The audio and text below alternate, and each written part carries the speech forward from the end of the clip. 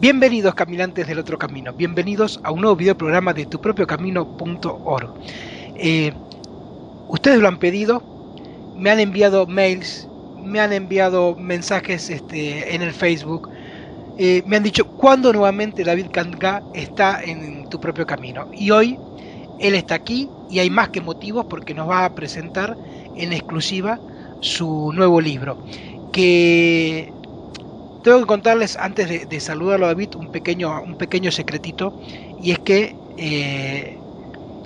ha tenido la gentileza de que sea este el primer medio donde presentar su libro, por una razón que él mencionó que a mí me parece sumamente importante, y fue porque te lo prometí.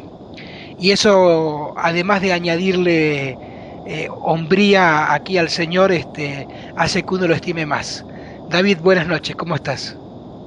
¿Cómo estás, Cristian? Buenas noches y buenas noches a las personas que nos van a estar viendo.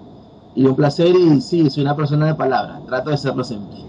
Y mira, a veces es difícil entender cuán importante es eso, pero te puedo asegurar que eso está acumulando mucho dharma a tu favor, porque eso es lo que hace cumplir la palabra.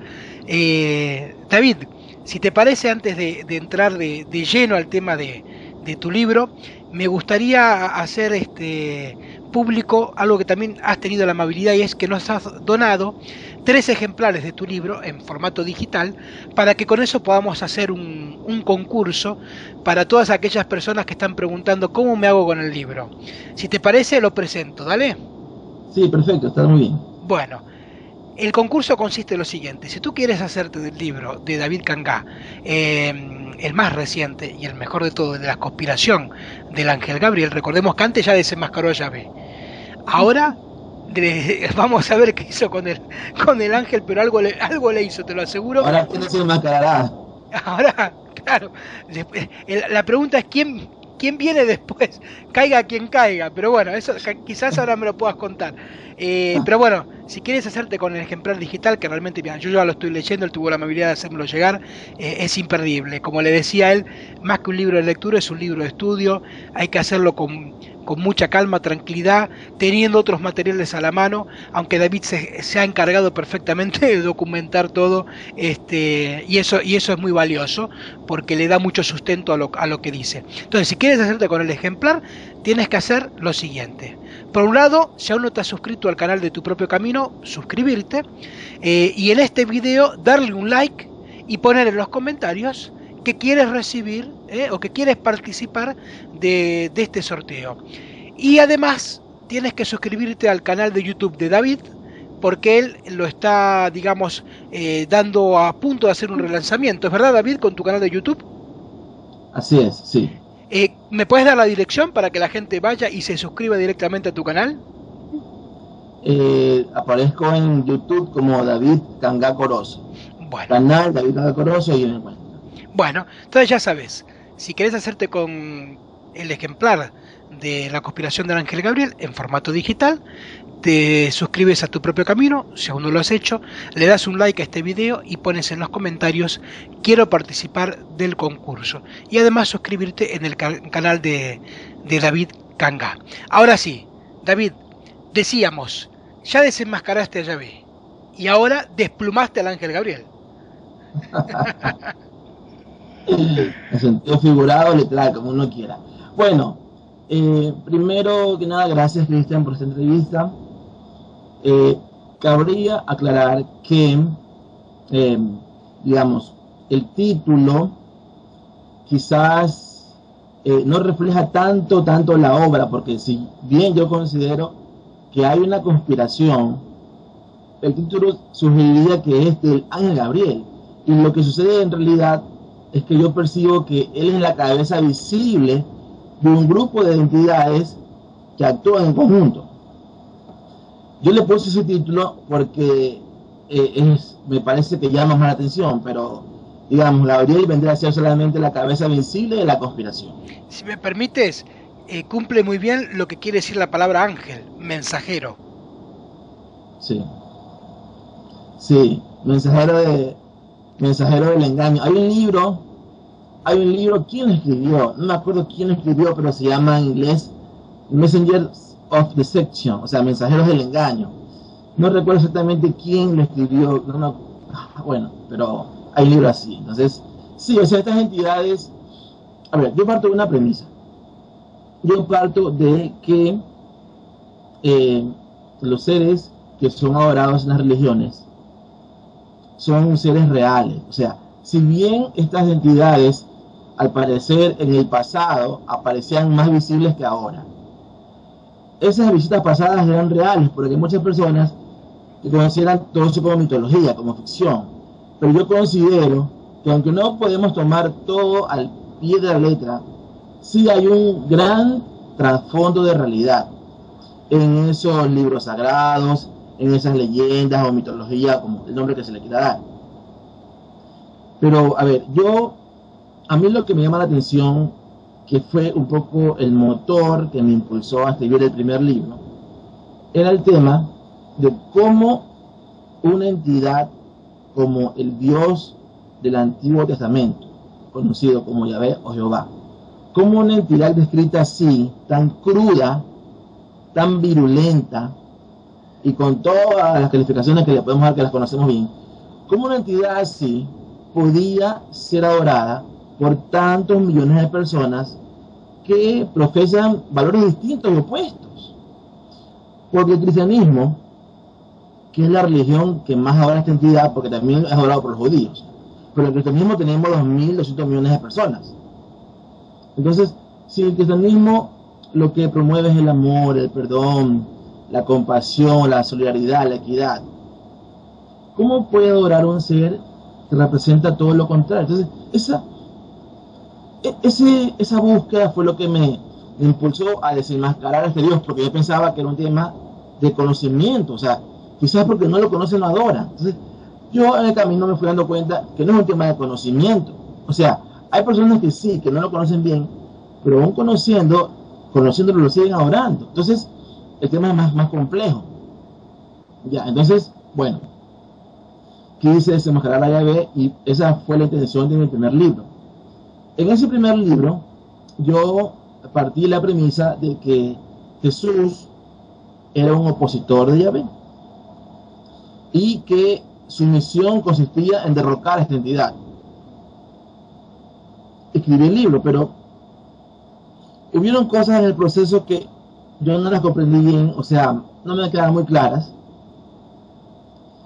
Publiqué el libro, fue en el 2009, pasó el tiempo, y habían cosas que me quedaban en la mente sin resolver, dándome vueltas. Entonces, un tema es este, o el principal tema es este. Si la misión de Jesús fue, digamos, abrir los ojos a las personas respecto de ese Dios para derrocar su poder, ya para combatir a ese Dios, ¿cómo se explica entonces que los apóstoles, a los que él instruyó en persona durante 3 años, hayan salido a adorar a ese Dios? Porque esos apóstoles adoptaron a ese Dios. Pasaron un sinnúmero de situaciones, se creó una religión basada en las enseñanzas de Jesús y sus apóstoles, y esta religión le sirvió como plataforma o trampolín para a ese Yahvé, que era un dios tribal en la época antes de Jesús, se convierta ahora, 2000 años después, en un dios seguido por 2.200 millones de personas. Entonces, en efectos prácticos, la venida de Jesús, en vez de perjudicar, le favoreció a Yahvé. Eso es inobjetable, o sea, esos son hechos. O sea, a ver, aclaro un poco. Asumiendo a Jesús bíblico como un personaje real. Ya. Son hechos que este personaje vino y su venida, en vez de perjudicar, le favoreció a Yahvé. Entonces la siguiente pregunta es, o la pregunta que yo me hago es, ¿este proceso fue casual? Y ese fue el detonante del nuevo libro. Porque yo dije, esto no puede ser casual. Yo no considero, o sea, uno ha leído un poco de libros de grandes investigadores, pero de verdad, pues uno es solamente un experto inquieto. que lee por aquí y por allá, pero hay investigadores de peso, y tú cuando lees, tú te das cuenta que estas entidades, o sea, hay hechos, a lo menos los hechos importantes en la historia de la humanidad, son hechos como que producto de una planificación. Entonces, yo considero que los hechos importantes como esta, la venida de Jesús, era parte también de una planificación. Y si las cosas resultaron como resultaron, no fueron casuales. Entonces, yo lo que me planteé en el nuevo libro fue, digamos, hacer una revisión de mis fuentes, pero profundizar más. Entonces no solamente cogí la Biblia, ahora me fui a las fuentes mesopotámicas, y partí así un poco a ciegas, ¿no? O sea, yo dije, no, para mí que Jesús es parte del complot. Pero no tenía armado el esquema, ¿no? Todo, digamos, y maneje de cómo fue el proceso. No lo tenía armado al comienzo. Pero pasó que, como dice un refrán, creo que es mexicano, que en el camino de la carreta las calabazas se acomodan solas. Sobre el camino de la investigación, las cosas fueron encajando y fueron cogiendo sentido, y así lo presento yo. Hay cosas que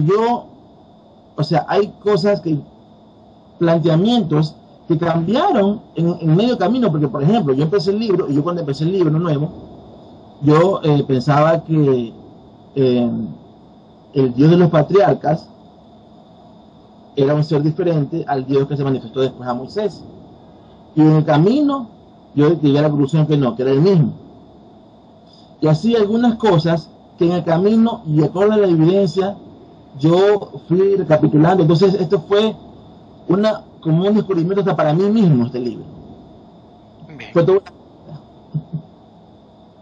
No, te estaba escuchando, decía bien por lo que cuentas. Ya, bueno, el libro me lo estamos hoy día viernes. Hoy ya es viernes. Viernes 6. Ya, Viernes 6 de diciembre 2013. Ya, aprovecho para mandar un saludo a la capital de mi país, Quito, que está celebrando hoy día 479 años de fundación española. 6 de diciembre. Ya. Ok, hoy, 6 de diciembre, viernes. Ya. El día lunes, que vendría a ser 9 de diciembre, me entregan los primeros libros físicos. Ya. Este que tengo aquí es una muestra que me entregaron, así va a ser más o menos el libro. Bien, un poquito más arriba, a ver, bueno, que se ve grueso, se ve bien, son 500, casi 600 páginas. 588 páginas. Va a ser una comparación. Este es el anterior, así más grande de ver. Bien. Y este es el nuevo. Si juntamos los dos tenemos una enciclopedia. Si contamos los dos, son más de 1000 páginas que he escrito yo. Entonces, bueno. Y se los presento, así va a ser el libro físico. Un poquito más arriba puede ser, David, para verlo bien. Ahí está. Perfecto. Bien. Y con imágenes a colores. Bueno. Yo me he esmerado. Gran parte de las imágenes que están en el libro son creadas por mí. Hay muchos cuadros genealógicos, porque yo me fui dando cuenta de lo importante que es la genealogía en este temita. Entonces, una vez escuché una entrevista que uno escribe las cosas que le gustaría leer.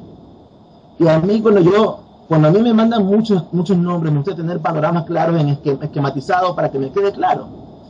Entonces yo me he esmerado en hacer muchos árboles genealógicos para que vea quién es hijo de quién desciende de quién, porque es un tema importante. Hay otras composiciones de imágenes que yo también las he armado, entonces he tratado de que sea muy ilustrativo, porque es un tema muy denso, se maneja mucha información y puede ser agobiante. Entonces he tratado de hacerlo lo más digerible posible, pero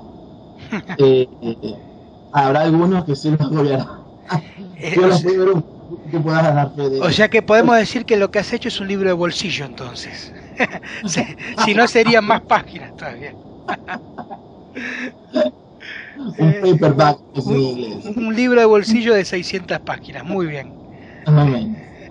Bien, David, y si me permite, ya como para ir ingresando yo, te contaba que una de las primeras cuestiones que me llamó la atención, ya de entrada, es cómo has organizado los capítulos de tu libro, que a la clara te dan la pauta de ir guiándote en los temas, y eso realmente me parece sumamente interesante porque ya de entrada te pone de cara a la metodología que vas a ir desarrollando. Es metodología, has usado una muy buena palabra. Yo soy racionalista. Yo soy una persona libre pensador racionalista. O sea, en mis libros ustedes no van a encontrar ni un solo tópico de que recibí un mensaje, un sueño. No, o sea, yo en mi vida recibo ningún mensaje. Lo que escribo no es que nadie me transmite por sueños ni nada. Es lo que yo razono. Entonces, algunos estarán de acuerdo, otros no estarán de acuerdo, pero como racionalista estoy acostumbrado a sustentar las cosas que yo digo. Y cada cosa que afirmo tiene un sustento. Otro tema es si las pruebas de las que yo me agarro, hay quienes las valoran o no las valoran. Ya, pero por lo menos tengo sustento. Bien. Ya, entonces, a ver, como yo hice una revisión de lo que antes había leído, y las cosas hay que tomarlas desde el comienzo, entonces yo partí de las historias prediluvianas, tanto de las fuentes hebreas, las que conocemos nosotros, como de las fuentes mesopotámicas, que aún los estudiosos religiosos reconocen que son las fuentes originales de las cuales se alimentaron los que escribieron los primeros pasajes del Génesis bíblico, reconocido por los académicos cristianos. Entonces, los dos primeros capítulos son la versión de la historia prediluviana según las fuentes hebreas, y luego esa misma versión según las fuentes mesopotámicas. Digo mesopotámicas porque, aunque uno está muy acostumbrado a decir sumerias, ¿verdad? Sumerias, pero lo que pasa es que los sumerios eran un pueblo más de los varios pueblos de la región que es Mesopotamia, que es la región entre y alrededor de los ríos Tigris y Éufrates en lo que es ahora Irak, por ahí, ¿verdad? Irak, Irán, digamos, básicamente. Sí, sí, sí. Entonces ahí vieron los importantes 4 civilizaciones: sumerios, acadios, asirios y babilonios. Entonces, todas esas 4 civilizaciones compartieron el mismo panteón de dioses. Entonces, lo más apropiado consideré yo que era decirle fuentes mesopotámicas. Entonces, pongo estas dos versiones contrastadas para que el mismo lector se dé cuenta cómo hay un temita que es recurrente en ambas fuentes, el tema de los sacrificios. Y me parece a mí que en el tópico de los Anunnakis, como que no, los investigadores que han tratado de eso no le han dado mucha relevancia al tema de los sacrificios en ese tópico, ¿verdad? Pero yo sí le encontré mucha importancia al tema de los sacrificios. Y es mi intención que al lector le quede desde el comienzo claro eso, porque para mí el temita este de los sacrificios rituales es tan importante, que es el tema desencadenante de eventos claves como el diluvio, por ejemplo. Ya, entonces, un temita importante de los sacrificios rituales. Otro tema importante que también se ve desde el comienzo es la adoración.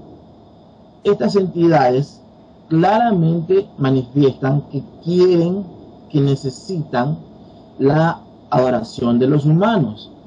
Y el temita de la oración es otro desencadenante. Entonces, ustedes se van a ir encontrando cómo estos temas desde el mismo comienzo son muy importantes.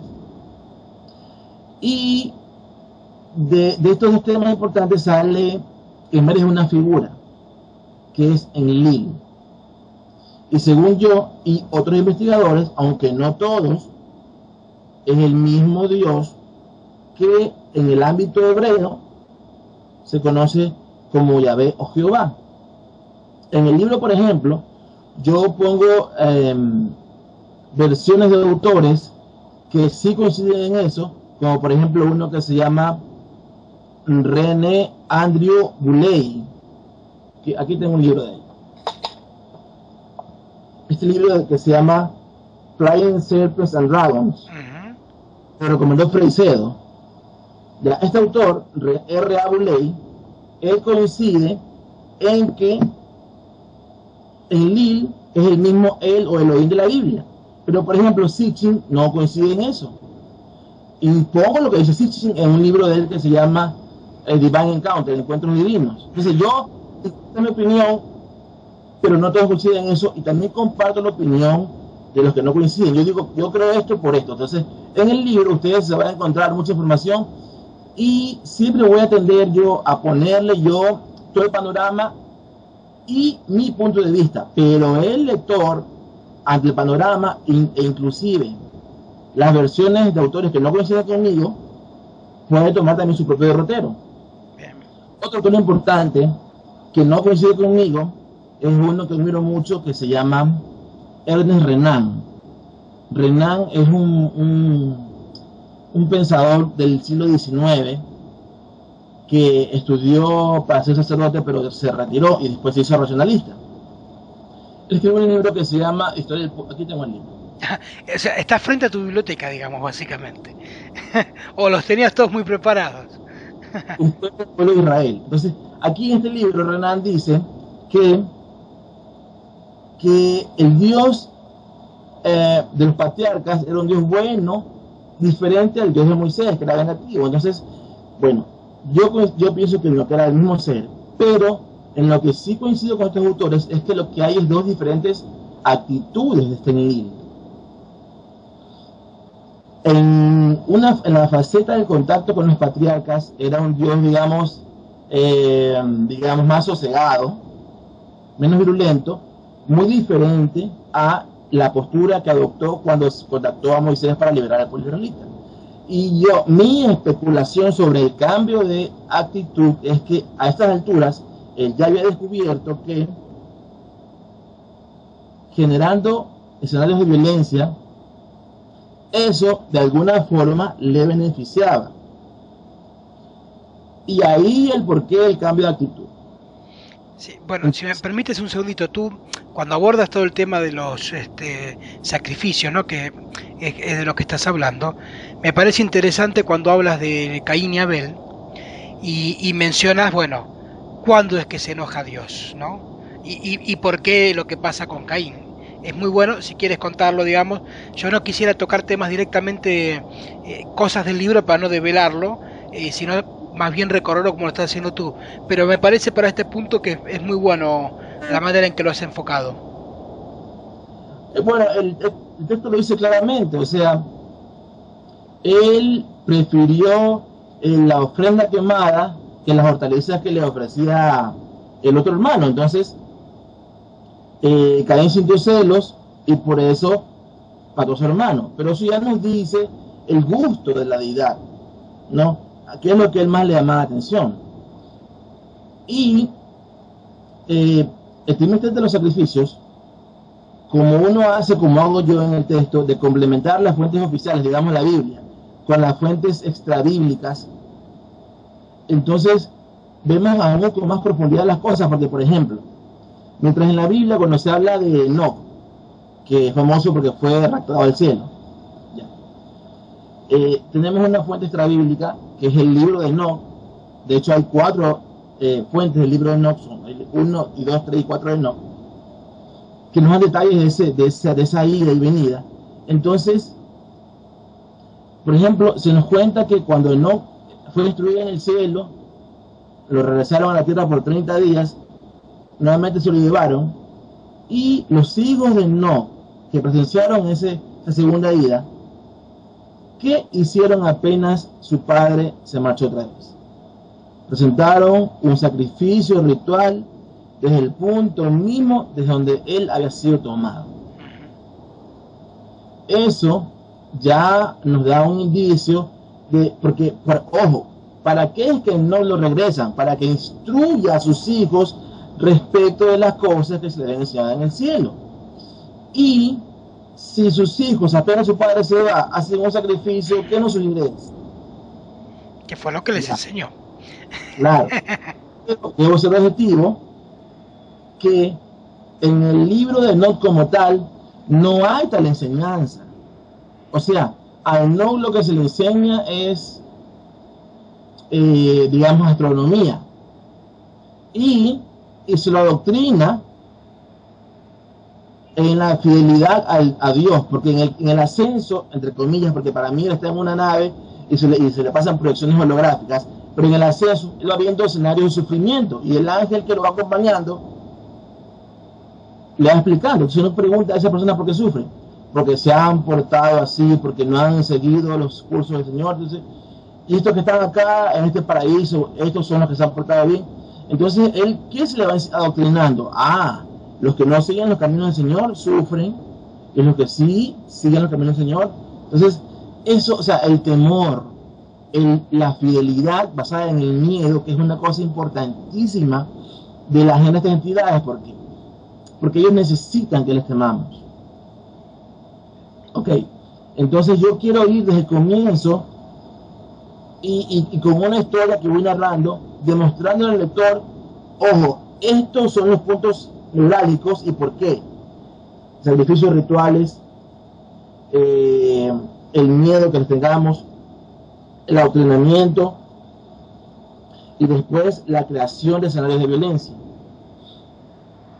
Teniendo claros esos puntos neurálgicos, podemos tener, digamos, un comprendimiento mejor o más profundo de eventos posteriores, porque, al menos en mi caso, no encuentro otra explicación para la forma como actúa el Dios Enlil en su máscara de Yahvé, que se manifiesta a Moisés, y desde ese mismo comienzo empieza a crear escenarios de terror.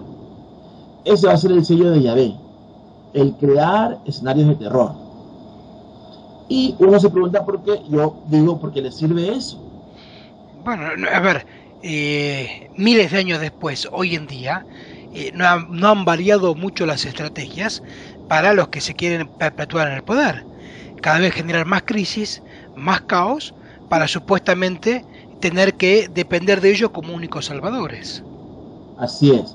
Y un detalle, o sea, estas entidades parecen que todos son del mismo grupo, o sea, todos quieren lo mismo, porque o sea, si tú lees la Biblia, tú estás leyendo la historia del pueblo hebreo, pero con fuentes arqueológicas uno puede tener un conocimiento de pueblos que no son mencionados en la Biblia, y tú vas a ver que esos pueblos también tienen dioses que les pedan sacrificios rituales. Entonces, esto de los sacrificios es un tema recurrente, como la oración. Lo que yo detecto en Enlil es que él quería ser el único, o sea, tiene un ego más grande. Mira, el tema del diluvio, según el libro de Enoch, ocurrió porque los ángeles conocidos como custodios o vigilantes habían revelado secretos a las mujeres humanas con las cuales habían copulado. Entonces, en ese libro se nos brinda un panorama de lo que pasaba arriba en el cielo, mientras estos ángeles estaban abajo con la lengua floja. Entonces, tú no ves a los lugartenientes de la deidad, a los arcángeles, Rafael, Miguel, le dicen, oye, pero mira, ¿qué vas a hacer? ¿Cómo tú puedes permitir que ellos revelen lo que es secreto? Entonces la deidad mayor, que yo sumo que es Enlil, organiza las cosas. Le dice, tú, Miguel, tú vas a los líderes de los custodios, tú coges a Semiasá, tú lo coges a y dice esto. Y cuando todos hayan sido apresados, yo lograré tener la oración de todos los pueblos de la tierra. Es decir, que estas revelaciones de los custodios en alguna medida conspiraban en contra de los deseos de esta entidad de ser adorado por todas las naciones. Pero también es importante tener claro que desde esa época prediluviana, este Dios, el Dios bíblico, según esta fuente extra bíblica, ya manifiesta sus deseos de tener la adoración mundial. Ok, entonces, para mí, ¿qué es lo que pasó? ¿Cuál es la explicación para eso? ¿O por qué dice eso? Porque parece ser que los secretos revelados por los custodios, los seres humanos menos dependientes de los dioses. Uno ve en la Biblia, que en el Levítico, por ejemplo, que para cada cosa hay que hacer un sacrificio ritual. Entonces uno puede suponer que eso también pasaba antes. Pero si yo tengo un conocimiento que me permite hacer esto o aquello de mi vida diaria sin tener que presentar un sacrificio a la deidad, esto me hace muy independiente de la deidad, que no lo necesito. Y parece ser que estos seres sin eso no podían vivir. De hecho, en la fuente mesopotámica que se llama el Atrahasis, cuenta que cuando pasaba el diluvio, estos seres se morían arriba de hambre y de sed. Ya lo dije en un programa pasado, que eso yo lo interpreto como hambre y sed de culto ritual. Tanto así que apenas Atrahasis o una Pistin, según la fuente, baja del arca y ofrece el sacrificio, estas entidades como moscas, y así con ese énfasis lo dice el texto, como moscas se abalanzaron sobre la ofrenda ritual. Ya, entonces, para mí no pueden vivir sin eso. Entonces, ese fue el leitmotiv.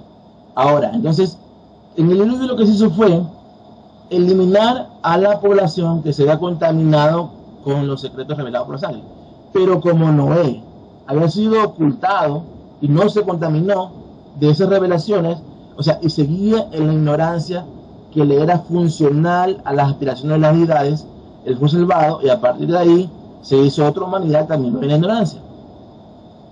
De hecho, en el libro de Enoch hay una comparación previa al diluvio entre Noé y su bisabuelo Enoch, que ya estaba en el cielo, pero según ese relato, él podía aún tener contacto con sus familiares en tierra. Él va a una parte en que llama al cielo, grita el nombre de Enoch, Enoch lo contacta y le dice qué pasa, o sea, ¿por qué me has convocado? Y le dice Noé que ve unas señales como si viniera una tempestad y que él quiere saber qué es lo que va a pasar. Y Enoch le dice, va a venir un diluvio, pero tú no te preocupes porque el Señor te va a salvar a ti. Porque sabe que no tienes culpa ni reproches respecto de las revelaciones. O sea, no estás contaminado con el conocimiento liberador. Ya. Entonces, en esa primera etapa, el eje era el culto ritual y la oración.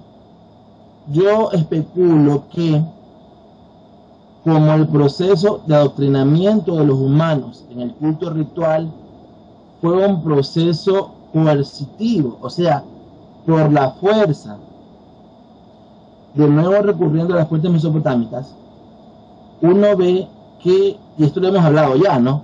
Que Enlil mandaba una plaga y Enki les decía, si quieren hacer la plaga, rendan el culto ritual a este Dios, y a través del proceso de sufrimiento de los humanos, de adoctrinamiento a través del sufrimiento, me parece a mí que estas entidades descubrieron que la vibración del ser humano en ese estado emocional de estrés y sufrimiento, de alguna forma le servía. Y de ahí que después, en el futuro, se dio la tarea de provocarlo. Entonces, todos querían eso, pero el detalle es que Enlil lo quería no solamente de un pueblo, sino de la humanidad entera. Y ahí yo empiezo a elaborar lo que se llama el plan global de manipulación de la humanidad, que Enlil preparó para provocar convertirse en el futuro en un Dios que reciba veneración y culto mundial. Bien. Y en ese orden fui elaborando los capítulos para ir demostrando las etapas de ese plan que según yo Enlil elaboró y que me parece que le ha funcionado. Bien, que tú acá lo que empiezas, aparte es a tomar otro de los libros en juego que son apócrifos, que es el de los jubileos. Sí, que es muy importante ese libro. Y... a ver, en el libro de Enoch, por ejemplo, cuando Enoch ha subido ya todas las etapas del cielo y está cerca de encontrarse con la deidad, él se encuentra como abatido, como estresado de todo lo que ha visto, está como echado en el piso, entonces no podía más. Entonces dice el texto que le mandan a Gabriel, la deidad del Señor, le manda a Gabriel para que le dé fuerza. Entonces, Gabriel lo coge a Enoch y lo lleva al frente de la deidad, la presencia de la deidad. Y la deidad le dice, Enoch, siéntate a mi derecha con Gabriel. O sea, este Gabriel se nota la influencia que tiene, porque en esa reunión secreta están solamente los tres, Gabriel, Enoch y la deidad. Eso ya nos dice que Gabriel es como la mano derecha. Esto es en el libro de Enoch. Y en el libro de los jubileos también se lo menciona como ser importante. Entonces, por eso es que yo lo pongo a él como la cabeza visible en la manipulación. Yo lo que sostengo es que el plan que elaboró Enlil necesitaba un pueblo escogido, que fue el pueblo hebreo. Pero este pueblo era un pueblo de semilla divina, porque algunos de los personajes claves o raíces de este linaje, como son descritos en esas fuentes, se los describe como seres suprahumanos. Por ejemplo, de Noé, se dice que al nacer su padre Lamec dudó que fuera su hijo, porque dice que parece uno de los vigilantes. Algo parecido se describe de Abraham, que nació en una cueva y que al nacer, cuando abrió los ojos, o sea, el resplandor de sus ojos iluminó toda la cueva. Otro detalle es que hay un texto extrabíblico que se llama el Génesis Apocrifón, y en ese texto hay un relato muy interesante donde a Noé tiene un sueño, ¿ya? Y después que se despierta, la deidad le interpreta el sueño y le dice textual en una parte de la interpretación que de una de sus ramas de un árbol, que era él, descendería uno que sería llamado Abraham. O sea, Abraham, el nacimiento de Abraham fue predicho muchos siglos antes. Entonces, estos personajes claves, digamos, eran como parte de un engranaje, ¿no? Y tenían características que los diferenciaban de los seres humanos común y corriente.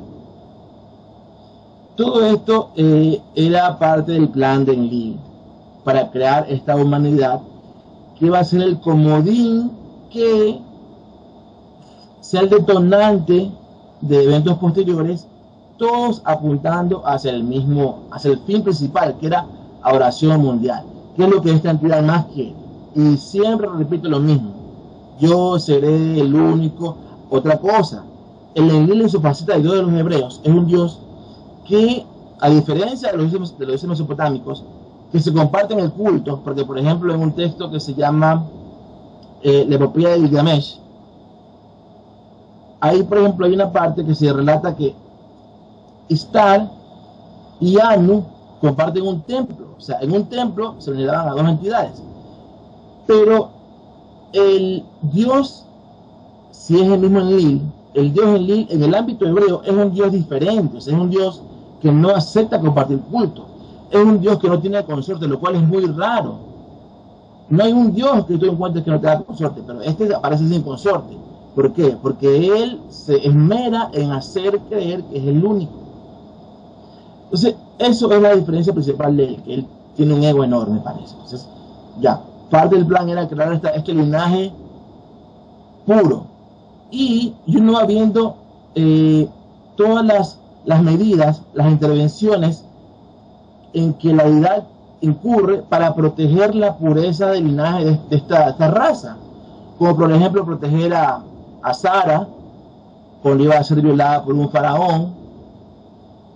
Como por ejemplo crear una ley del levirato que decía que cuando una pareja hebrea, el marido muere, entonces si él tiene hermanos solteros, el hermano soltero está obligado a hacerse cargo de la ayuda. Y unas leyes así, todas tendiendo a proteger la pureza racial, que es importantísima. Bueno, entonces, toda una serie de medidas hasta un personaje clave que es, digamos, el otro detonante del plan de Enlil, que es Jesús. Entonces, hasta la parte de Jesús hay una historia un tejemaneje muy detallado y minucioso, en el que yo detecto que se ha preparado un escenario para que él aparezca, porque él sería un personaje clave del plan de Nil. Entonces, lo más preponderante de este nuevo libro sería, sin lugar a dudas, el rol que Jesús jugaría dentro de los planes de Enlil, Yahvé, para convertirse en el Dios, digamos, de la humanidad entera. Uy, no te escucho. Ahí Sí, está. sí. Digo, tú lo que vas contando a medida que va avanzando el libro en estos capítulos es la cuestión de los patriarcas, digamos, ¿no? De los llamados los patriarcas. Y cómo es que, como tú dices, van preparando el terreno para esa llegada del Mesías. ¿Eh? Sí. Ahora, lo que es importante tener en cuenta todavía, ya para ir con lo que es el libro en sí mismo, el título, es ¿y dónde está Gabriel en todo esto? Sí, a ver, ¿dónde está Gabriel? A ver, hay unos elementos importantes que son mencionados tanto en las fuentes mesopotámicas como en las fuentes hebreas, que son las tablillas celestiales, según las fuentes hebreas, y las tablas de los destinos, o las MES, o sea, ME, en las fuentes mesopotámicas, que son descritas como dispositivos donde estaban registrados los eventos del futuro. Entonces, yo lo que sostengo es que en Lil, que de hecho en los textos mesopotámicos es el custodio oficial de las MES, utilizaba estos dispositivos para, conociendo el futuro, ir interviniendo en los eventos del presente para ir creando un futuro acorde a sus necesidades. Porque, como nos lo demuestra la película de Ver al Futuro, uno puede alterar el futuro alterando el presente. Entonces, en ese intervencionismo es que aparece Gabriel, por ejemplo. Y tú le das a Gabriel el nacimiento de Abraham, por ejemplo. Cuidando a Abraham, porque se cuenta que Abraham, su mamá lo llevó, fue a parir sola en una cueva y deja después a la criatura ahí sola. Y la deidad manda a Gabriel para que lo cuide al niño. Lo ves después a Gabriel instruyendo a Moisés en la cima del Sinaí. Un tema importante. Según el Éxodo, es la deidad misma quien llamó a Moisés y se entrevistó con él. Pero según los libros del Nuevo Testamento, de los apóstoles, por ejemplo, Pablo afirma que fue un ángel quien se entrevistó con Moisés. Ya, entonces, el libro de los jubileos, que es el recuento de la cita de Moisés con un ángel en esa cima, corroboraría la versión de, a lo menos Pablo, que dice que fue un ángel. Entonces, ese ángel es Gabriel. Cuando tú ves después las fuentes islámicas, tú ves que ahí dicen, por ejemplo, cuando Gabriel se manifiesta a Mahoma y Mahoma llega asustado a su casa y cuenta que vio un ser, un ángel, que le dijo que era Gabriel. Entonces, un primo de su esposa le dice, Gabriel, dice, el mismo que se entrevistó con Moisés. Entonces, esa fuente corroboraría que de hecho, yo lo que hago es jugar con las fuentes y ver cómo todas se corroboran entre sí. Ya. Entonces, Gabriel aparece en momentos claves. En el nacimiento de Abraham, entrevistándose con Moisés, aparece después al profeta Daniel en la época del exilio del pueblo hebreo de Babilonia. Luego aparece en el nacimiento de Jesús. Luego aparece en el nacimiento también de Juan Bautista. Luego aparece dictándole el Corán a Mahoma. O sea, aparece en momentos claves de tres religiones que están doctrinalmente enfrentadas entre sí. Bien, y si mal no recuerdo, a ver acá si mal no recuerdo, su primera aparición es justamente custodiando el Edén luego de la expulsión de Adán y de Eva, si no me equivoco. Hay un ángel que custodia el paraíso. No recuerdo si era él, Gabriel, pero un ángel que tiene una espada de fuego. Sí, me parece que ya desde ahí estaba metido. Una relevancia muy preponderante, Gabriel. Bien. Bueno, todo esto que vamos contando es lo que a lo largo de lo que serían los textos, tanto de las fuentes sumerias como de las fuentes hebreas, que van preparando un terreno, como tú dices, para llegar a lo que tú consideras el punto nodular en todo este plan de manipulación, como lo llamas, que empieza hace miles de años y que tiene sus efectos hoy en día. Y el nudo de ese plan es Jesús. Sí, ahora entremos a Jesús. Ya, a ver, yo detecto que hay un escenario creado para que aparezca Jesús. Entonces, vamos por partes. El pueblo, Enlil necesitaba un pueblo a través del cual cometer acciones, que es el pueblo hebreo. Entonces, él preparó el camino para que los descendientes del nieto de Abraham, que era Jacob, al que después se le cambió el nombre por Israel, vayan a Egipto.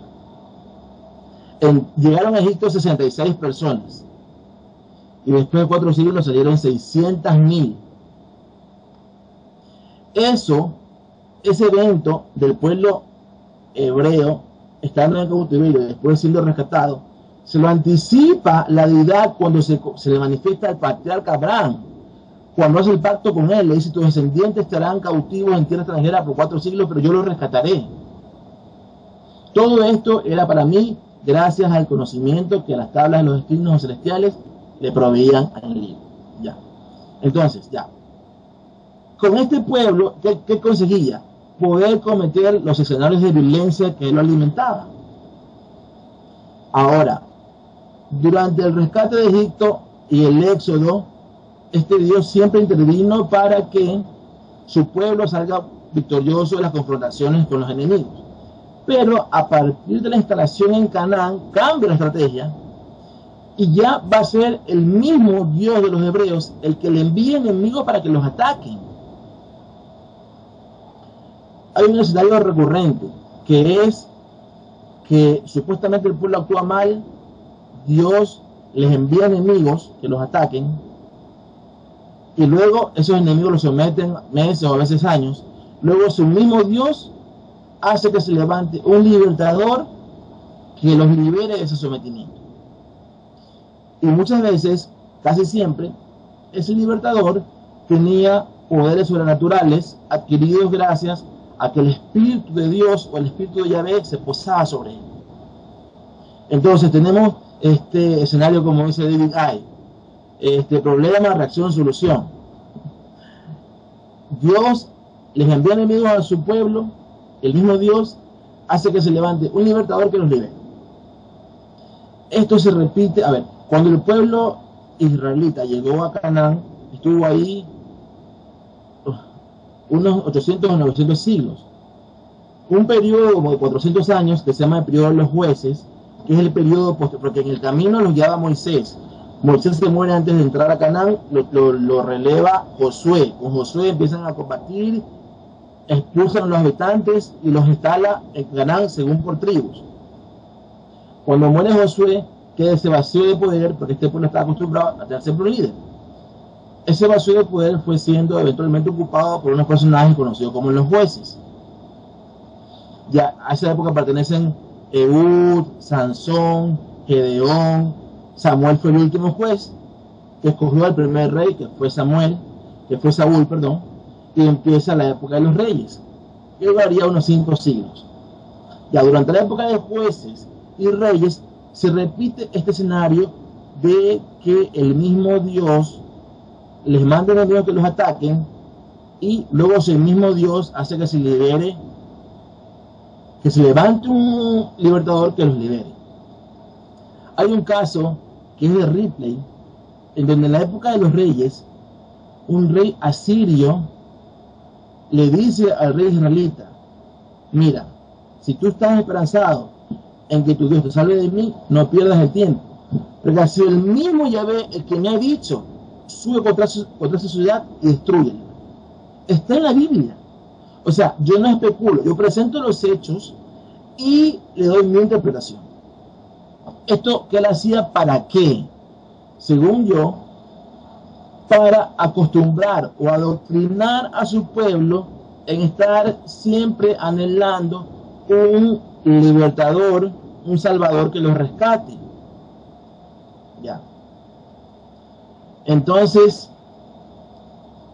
llegamos así al fin de los reinos hebreos, porque estando en los reinos, cuando empezó la época de los reyes, primero con Saúl, después con David, después con Salomón. A partir de Salomón, el reino se divide en dos, que para mí fue otra estrategia del mismo Yahvé para debilitarlos y que sean más presa fácil de los enemigos adyacentes. Tanto es así que cuando recién se dio la división, iban a enfrentarse los dos grupos que se habían dividido, los dos reyes, o sea, el grupo que se dio un rey a otro. Dios manda un profeta para decirles: hey, no se peleen, no se maten, regresen cada uno a sus casas, porque esto lo he creado yo. O sea, el profeta hablando en nombre de Yahvé, o sea, yo creo que se dividan. No quiero que se maten, porque no han sido muertos, los quiero débiles, pero no muertos. Entonces, pues, esto lo digo yo, ¿no? Pero, o sea, él interviene para impedir que se maten. O sea, si yo lo que interpreto es que él quería debilitarlos para que sea más fácil presa a los enemigos. Ya, entonces, esta estrategia de debilitarlos, de que mandarles enemigos y después mandarles libertadores, se repite hasta que se extinguen los dos reinos. Primero el reino del norte, a manos de los asirios, luego el reino del sur, a manos de los babilonios. Este rey babilonio que los ataca, que se llama Nabucodonosor, los lleva a toda la población exiliados a Babilonia durante 70 años, cuando después vino un rey persa de nombre Ciro y los libera y los deja regresar. Pero no todos regresaron. Algunos se quedaron ahí, otros se fueron a otros sitios, y comienza el periodo que se llama la diáspora o la dispersión del pueblo hebreo. Ahora, en los momentos más oscuros de casi los finales de los reinos hebreos, empiezan a aparecer los profetas que hablaban de que vendría un descendiente de David que libertaría al pueblo y haría que los que están dispersos regresen, y que haría que todo el pueblo se apegue a la ley dictada por Yahvé. Entonces, justamente, todos esos procesos anteriores de sometimiento eran el abono para que cuando aparezcan los profetas tengan asiento esas profecías que hablaban de un Mesías. Claro, porque ellos estaban acostumbrados a eso, a libertadores. Y entonces el pueblo, a partir de ese momento, o sea, son exiliados a Babilonia, regresan a Jerusalén, pero ya no era el reino de Israel, ahora era una provincia o satrapía más del imperio persa. Entonces ellos están ahí ya anhelando ese Mesías, ese Salvador descendiente de David, que los libere de los persas. Luego vienen los macedonios, que someten a los persas, y así mismo pasan de amo. Ya no están sometidos por los persas, sino por los macedonios, y así seguían esperando este Mesías que los libere. Luego se muere Alejandro Magno, se divide su reino en 4, entonces tienes los selyúcidas, tienes los ptolomeos que se pelean entre sí, y siguen el pueblo israelita esperando este Mesías que los libere. Aparecen los macabeos, que con poderes sobrenaturales, porque era una familia cuyo líder se llamaba Matías Macabeo, a la cual se fueron uniendo más personas, pero era una minoría y pudieron enfrentarse a los selyúcidas, que estaban a cargo de lo que era esa parte de Israel, y siempre peleando por la ley, y esperaban ese Mesías, y así, en esa espera, llegamos a la época de los romanos. Ok, entonces, el pueblo romano, en la época de Jesús, que es lo que nos cuenta el Nuevo Testamento, ese pueblo hebreo estaba anhelando ya durante varios siglos a este Mesías.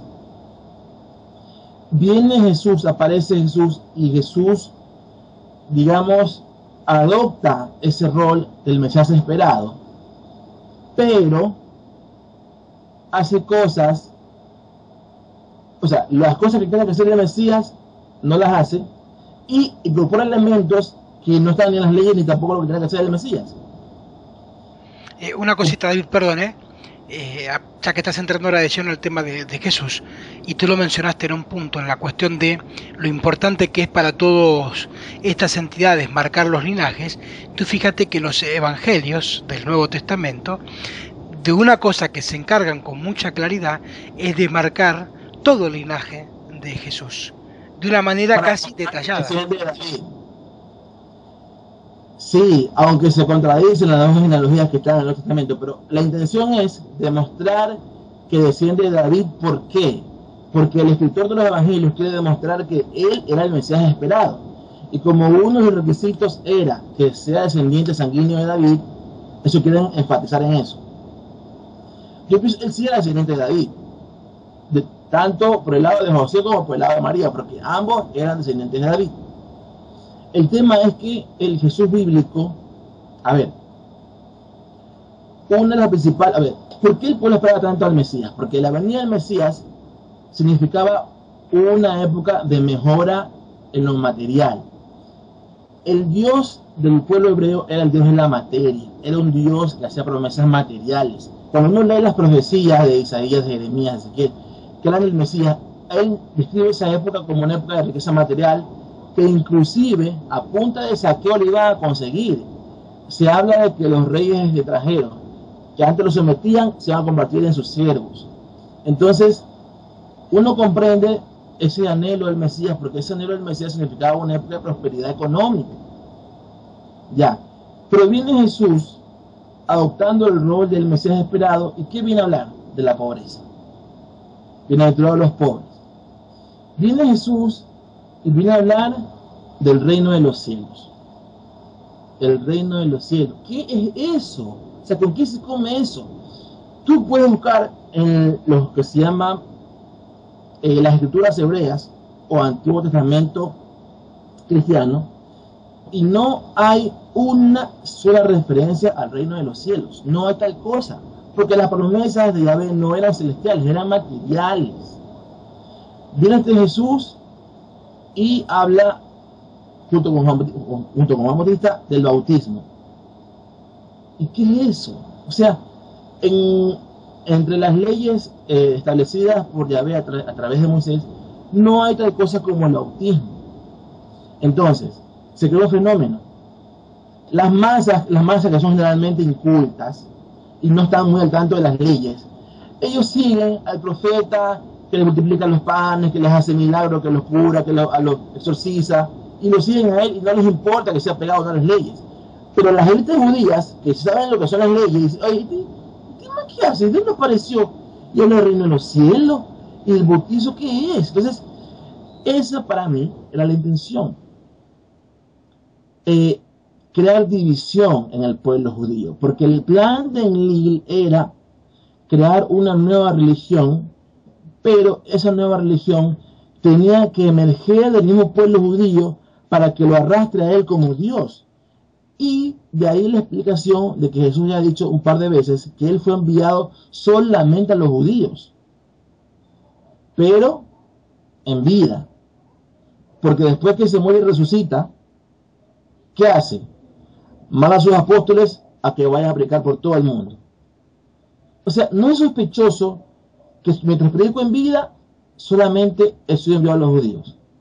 Pero después que hago el acto impresionante que me muero y resucito, los mando por el resto del mundo.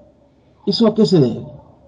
Ahora, hay pasajes muy claves que demuestran que Jesús no cumplió lo que se esperaba que cumpliera el Mesías. Y de sus propios apóstoles, porque por ejemplo, hay un pasaje, yo lo escribo bien en el libro, en que cuando él, después que se ha muerto y están sus apóstoles están así cabizbajos, él se les aparece, pero ellos no lo reconocen. Y empieza a conversar con ellos. Dice, ¿qué les pasa? Les pregunto. No sabía de lo que ha pasado, tú no vives aquí. No, que se ha muerto un profeta importante, Jesús. Teníamos la esperanza de que él restablezca el reino de Israel, pero no lo hizo. Ya, sus mismos apóstoles. Luego, en el libro de Hechos de los Apóstoles, hay un evento, está en el primer capítulo. Él les había dicho a sus apóstoles que no se vayan lejos de Jerusalén porque él iba a regresar para hacerles que reciban el Espíritu Santo. Cuando se reúne con ellos, se reúne con todos y le da las últimas instrucciones. Y ahí Simón Pedro, si no me equivoco, él le dice, o sea, ya en los momentos finales, porque ahí él después se va en una nube y se va, y chao. En esos momentos finales, Simón Pedro le dice, oye, pero ¿y no vas a restablecer el reino de Israel? O sea, mira, hasta en ese momento está pendiente de que él cumpla eso, que era quizás la principal misión del Mesías, restablecer lo que había sido el reino de Israel, y no lo hace. No hizo eso, no hizo nada por hacer que los judíos dispersos por el mundo regresen a Jerusalén, no hizo nada por librar al pueblo israelita del dominio de un pueblo extranjero, que en ese momento era Roma, no hizo nada de eso. Entonces lo que yo detecto es que Jesús, aunque alevosamente pretende hacerse pasar por el Mesías, no cumplió el rol del Mesías, porque por ejemplo, inclusive, uno de los requisitos era que el Mesías iba a entrar en Jerusalén montado en un burrito. Así dice una profecía. ¿Sabes qué hace Jesús?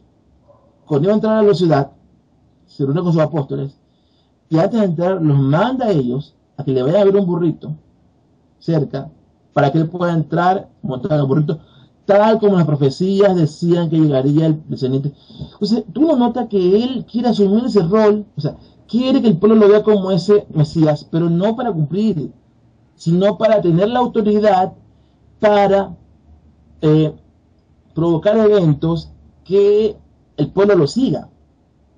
Y así provocar una ruptura entre el pueblo y los líderes. Entonces los líderes colmados hacen que lo maten, y lo cual también era parte del plan, porque en el momento que él lo van a apresar, hay un evento famoso que uno de sus seguidores, sus apóstoles, saca una espada, que con la espada hiere a un soldado romano.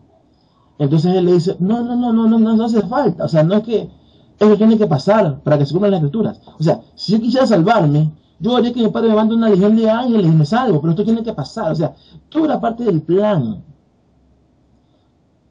Para mí era como una gran obra de teatro que tenía que provocar la ruptura del judaísmo, o sea, la decisión para que una parte de ese judaísmo se convierta en una nueva religión que adopta a este Dios. Pero como el judaísmo es una religión hermética y una religión basada en la raza, o sea, no, cualquiera no puede ser, tiene que ser un tema racial.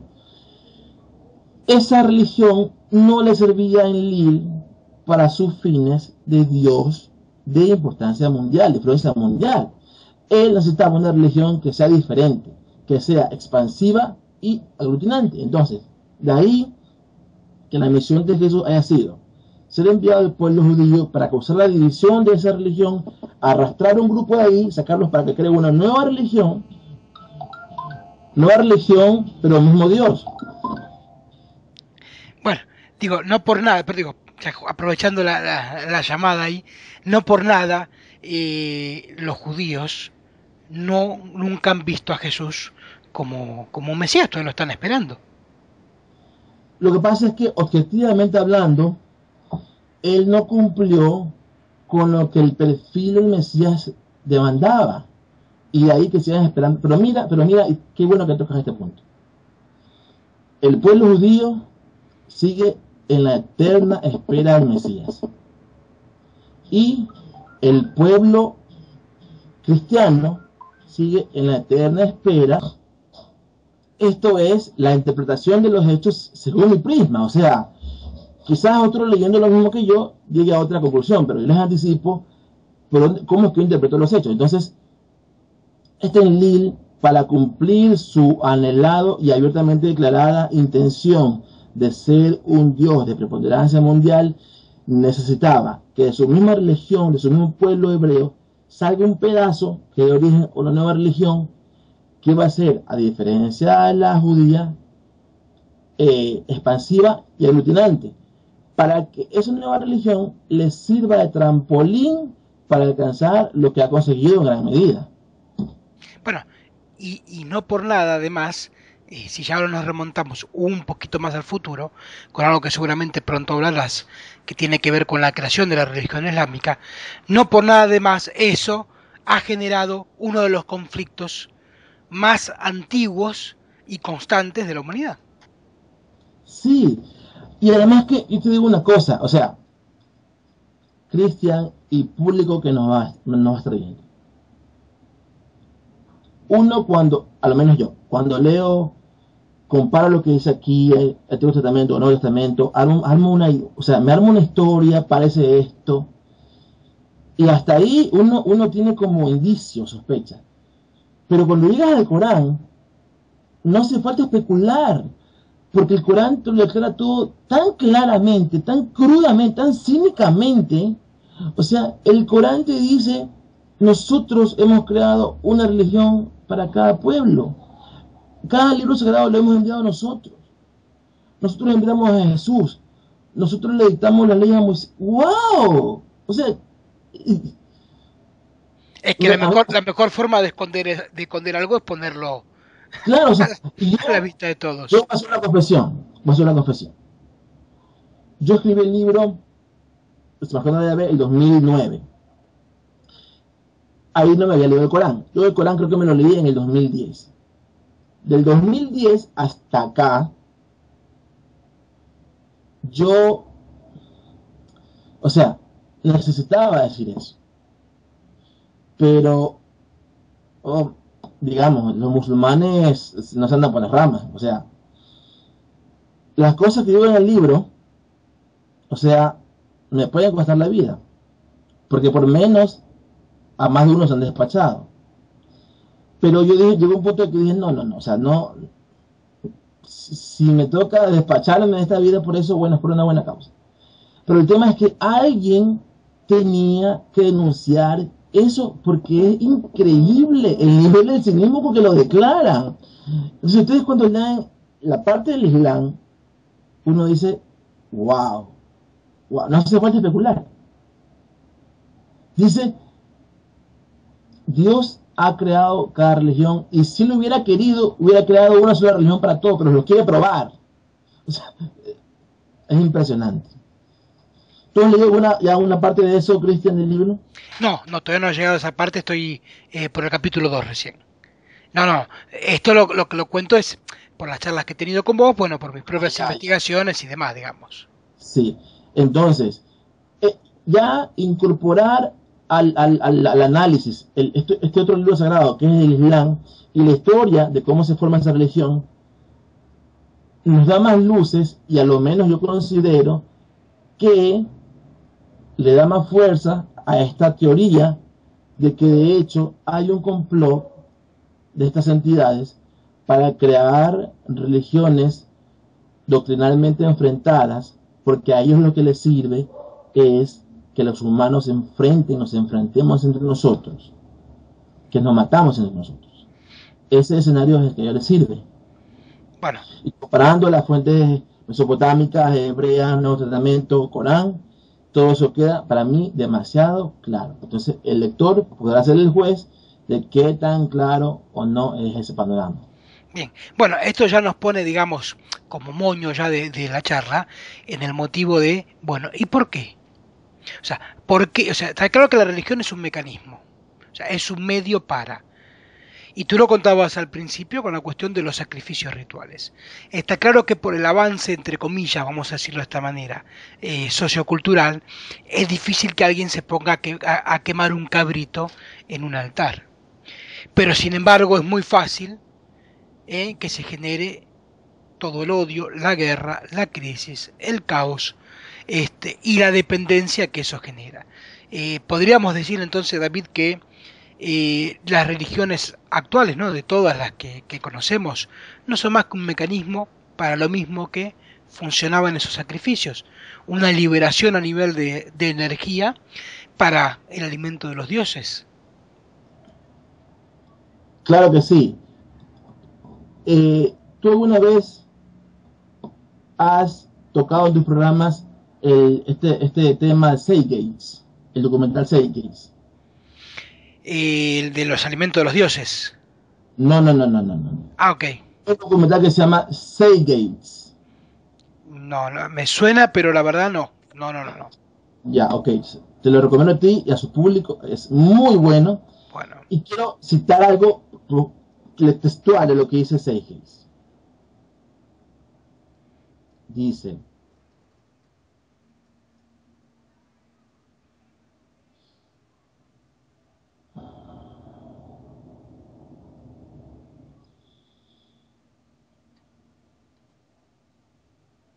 Ah, si no me equivoco, lo que me estás hablando es de los documentales tipo de trip, ¿no? Si no me equivoco. sí, sí. Ok, ya, ya, ahora sí. A ver, aquí está.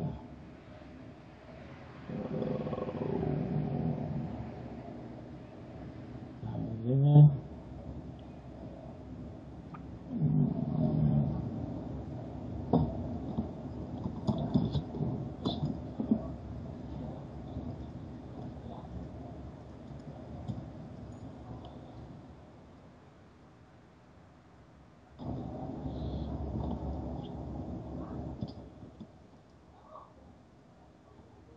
Dice: el mito religioso es el dispositivo más potente que jamás se haya creado y sirve como terreno psicológico sobre el que otros mitos pueden florecer. Ujú. No, no. Eso, después tu pregunta el por qué. Ujú. O sea, yo no pienso que el crear religiones ha sido el único método para crear enfrentamientos, pero sí el más efectivo. Porque si uno se pone a sacar cuentas de cuántas muertes ha habido desde que hubo el comienzo de enfrentamientos religiosos, putz, No, no. No, aparte que se supone que la religión es todo lo contrario, o sea, o tendría que ser para todo lo contrario de lo que genera. mira, en cierta medida, eh, a ver, la yihad islámica, la yihad islámica es la guerra santa. Eh, muchos de los ataques terroristas de los grupos extremistas islámicos, ellos lo ejecutan con la bandera de la yihad. Esta guerra santa es una filosofía que más o menos dice que Dios, Alá, digamos, autoriza a por la fuerza combatir contra los infieles. ¿Quiénes son los infieles? Aquellos que no reconocen a Alá como el único Dios. Entonces, digamos, ya no hay guerras como antes, pero hay ataques terroristas donde mueren miles de personas. Ujú. Y en el pasado, el punto álgido más crudo de ese choque fue las cruzadas. Entonces ha sido una estrategia Y, muy perdón, efectiva. y ni hablar de la Inquisición. Claro, pero digamos, claro, también. Entonces, son algunos métodos muy, muy, muy efectivos y que, o sea, a lo menos yo no encuentro otra explicación. Ellos necesitan esto, el enfrentamiento entre humanos. Bien. ¿Y el por qué? Bueno, entonces ahí entramos a la teoría de que las emociones pueden ser un alimento bajo ciertas circunstancias, bajo ciertos niveles de frecuencia, ¿verdad? Entonces, que yo conozco que no todos están de acuerdo con esto, pero para mí es la teoría que mejor explica esto. Y al final del libro, yo cito a varios autores, varias fuentes que también coinciden en eso. Ujú. Pero de ahí solamente es una opinión, cada cual puede buscar sus propias explicaciones. Bueno, es que al fin y al cabo el libro, después de hacer todo su recorrido, lo que intenta es que quien lo lea llegue a una conclusión. Es como decir, yo te he presentado a través de 580 páginas evidencias, pues ahora tú eres el juez. Así es, así, el público será el juez. Bien. Hasta ahora, el único que me ha dicho David, terminé el libro, es Salvador Freixedo. Y él, y no tengo ningún reparo en reconocerlo, o sea, él no está de acuerdo conmigo en la parte de Jesús. En todo está de acuerdo, menos en la parte de Jesús. Entonces, claro, o sea, todos son libres. Yo sé que no todos van a estar de acuerdo en mi punto de vista de que él en su rol esté de parte de los enemigos de la humanidad, ¿no? Pero bueno, quizá el equivocado soy yo, pero bueno, mi punto de vista en el libro lo sustento, ustedes verán por qué pienso así. Pero de ahí no tengo más opiniones de otras personas que le han leído todo el libro, ¿no? Pero me gustaría escucharlas para los que ya lo están leyendo, porque no sé si en el promocional que tengo que hacer para el canal, poner alguna opinión, me gustaría decir, bueno, me parece, no sé. Pero comprendo que como es tanta información y también que información densa, entonces comprendo que aún no le han terminado muchas personas. Bien. Bueno, David, ya cerrando el encuentro, ya hemos, como decíamos al principio, ya desenmascarado a Yahvé, ya ahora le hemos cortado las alas a Gabriel. Claro, menos mal que ese ángel no se llamaba David, porque si no, tú quedabas mal, porque Ángel David, ahí vamos.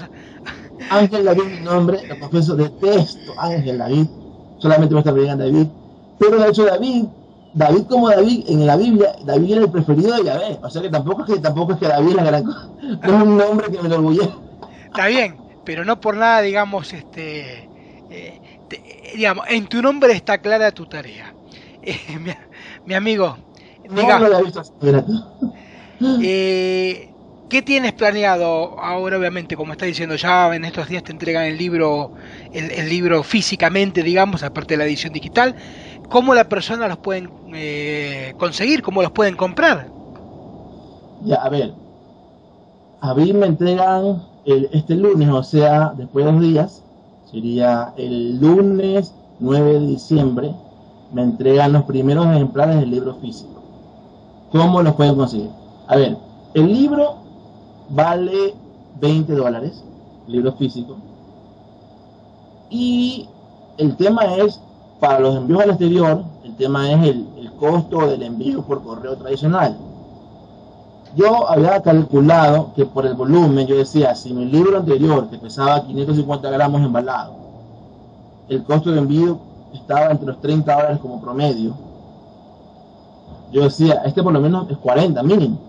Yo decía 40 de envío más 20 de $60, pero afortunadamente me enteré, aunque el libro pesa 710 gramos embalado, como rango es el mismo rango del anterior, o sea, cuesta lo mismo enviarlo, $30. Entonces, para las personas en el exterior, el envío del libro físico, sumando costo del libro más costo de envío, son $50, que tendrían que hacerlo llegar o por Western Union o por un giro postal. Creo que es más económico porque Western cobra una comisión.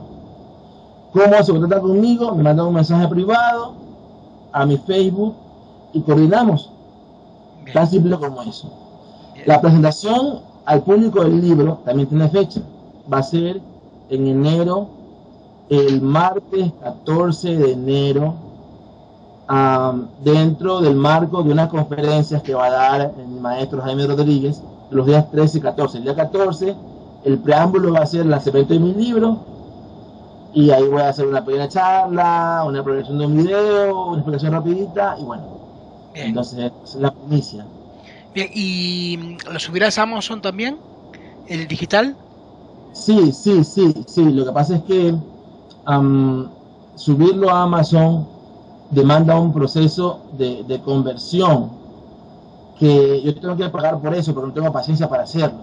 Entonces, cuando reúna lo que me cuesta esa subida, ahí voy a subirlo. Bueno, pero si alguien lo quiere adquirir digitalmente, te podrían hacer el envío a vos, sí, por el dinero sin el costo de envío. El PDF vale $10, entonces también lo pueden tener en PDF con el mismo proceso, a través de Western Union o giro postal a mi nombre, pero para coordinar pueden escribirme a mi correo, a mi mensaje privado de Facebook y coordinamos también. $10 el PDF, los envío por correo electrónico, y $50 el libro físico, incluyendo costo de envío más costo del libro, así mismo por Western Union. Y en Facebook, David Canga Coloso, ahí te ubican. Así es. Bueno, mi amigo, realmente te agradezco el encuentro, la charla, pero lo que más te agradezco es que esto haya surgido de cumplir tu palabra. Eso realmente tiene un valor muy, muy, muy especial. Esto, como siempre digo, En el cumplir la palabra está la clave de protegerse de ser el alimento de los dioses.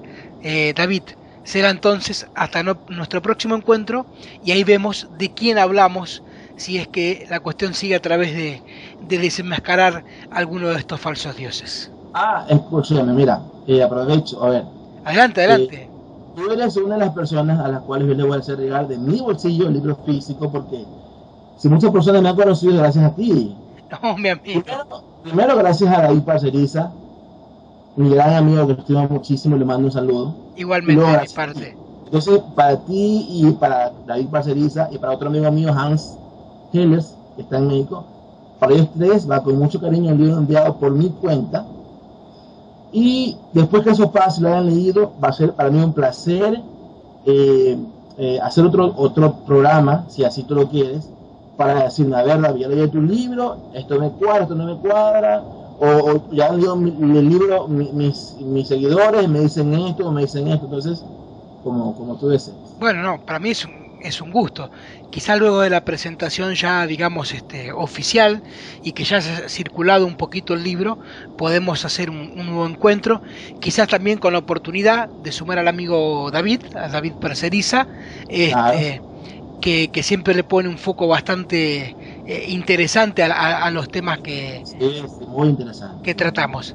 Así que bueno, mi estimado, muchísimas gracias entonces. De nada, gracias a ti, Cristian, como siempre un placer estar en tus programas.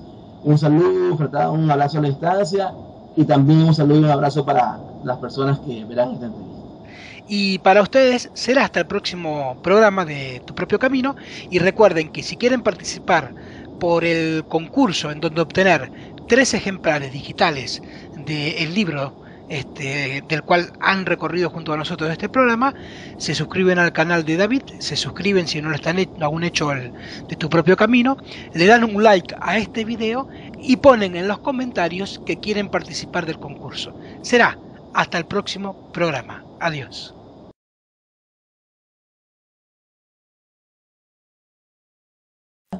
El segundo, esperamos un segundito. Son esas admiradoras de David.